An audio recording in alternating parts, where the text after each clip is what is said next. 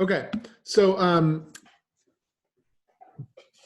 lot of people are getting their Blair Chanters for Christmas, um, and this class is not designed to be a sales pitch. The Blair Chanter is really expensive, um, and it is really, really cool. But I'm not. This isn't to try to get you to go out and buy one. I don't think it's totally necessary unless you're a really, really die-hard player. It is extremely cool. So what it is it's an electronic pipe chanter. But in my opinion, the quantum leap with this chanter is that it doesn't use electronic pickups on the holes.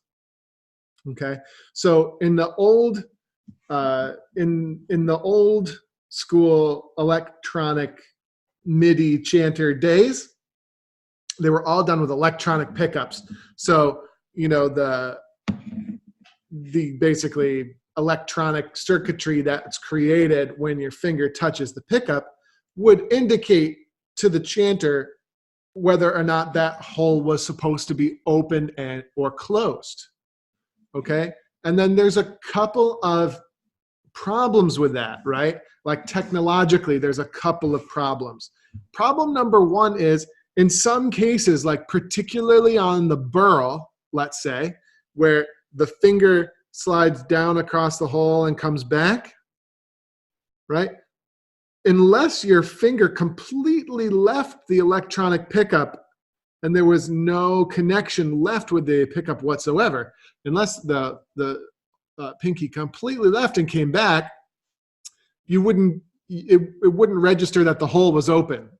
And that's not necessarily realistic to how a burl works, right? Like maybe our burl finger only 90% leaves the hole before it swipes back in reality, in Realville, right? So the playability of the electronic pickup chanters was different than the playability of a regular chanter. It wasn't to say that it was bad. I mean, I loved my Dagger chanter. I still have it. It just finally died on me.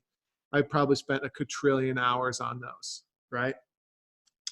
What's cool about this is I really feel it's a quantum leap forward as far as actually feeling like a real chanter and actually playing like a real device. Because how does this one work? You guys know? Because how this one works is it uses light sensors inside the holes instead of electronic pickups. Okay, so now ask yourself, how does a light sensor work? And I don't know this, like I'm not involved with the engineering of this at all. This is just speculation, but I'm pretty sure I'm right. So how does a light sensor work? Okay, a light sensor works by sensing whether or not it sees light. And if it sees light, it can measure distance fingers from the hole. Well, maybe. I don't think that's what's happening here, though. So it basically says, do I see light or don't I? If I don't see light, the hole must be what? Closed, right? And then if I do see light, the hole must be open. And that is how this works, right? So then, John, the instant question is, can you play it in a dark room? I don't know. You want to find out? It's going to be kind of tricky because there's still going to be light coming from my monitors. There's still quite a bit of light. Let's see if this affects it at all. Maybe I'll put it under the table down here.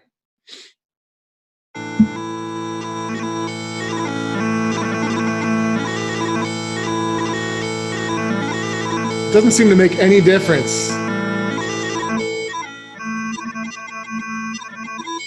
All right, I'll try and turn my monitors off.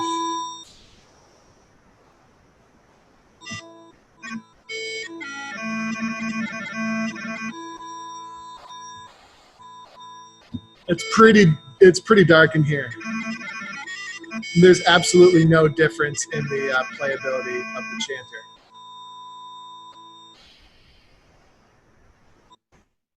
So it must be picking up very low levels of light. You can set yours to detect a finger that is still above the hole with no part of the finger on the hole. I'm not sure what's going on with that. Let me turn my lights back on. This is getting weird.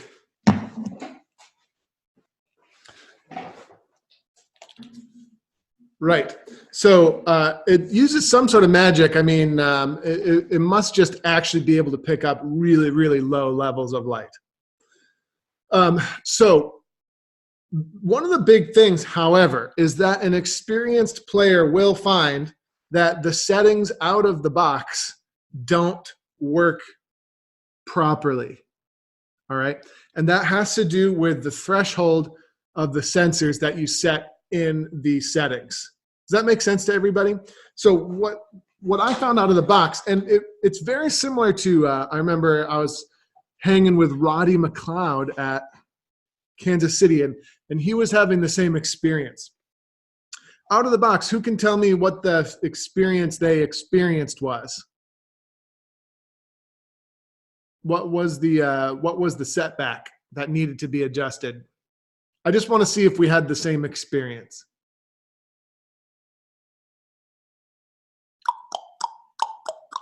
Anybody? Who here has one? John Holcomb has one. Beth, I think, has one.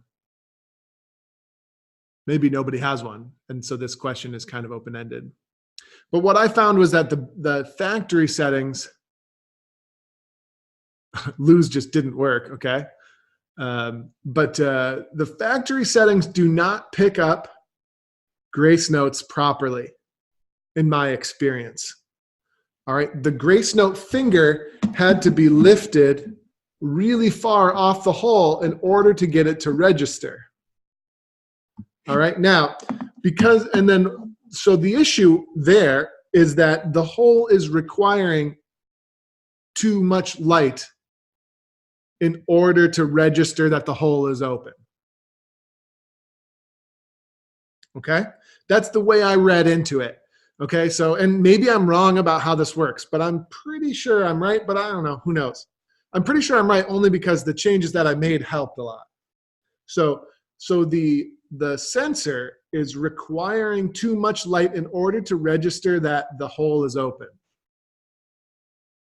All right, so what we need to do in the settings is change them. So in the,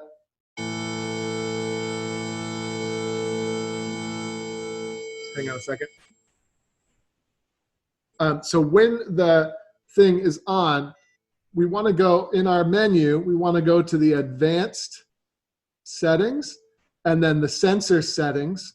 And you can see that each hole has a sensor. Now, by the factory default is all the sensors are set to 0. Got me? And then what we want to do is adjust those sensors. So I started with the G grace note finger, which was not registering properly. Hang on, I just want to turn this off. So it was not registering properly. So I started with the G grace note finger, okay, and I adjusted the settings so that, and what I'm going to do is I'm going to share my screen with you. All right.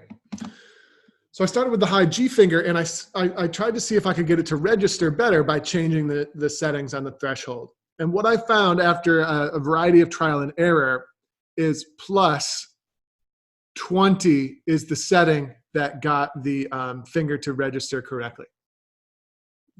Got that? And then what I found is basically 20 all the way down. So any finger that you're going to play a grace note with needs to be set to just about 20.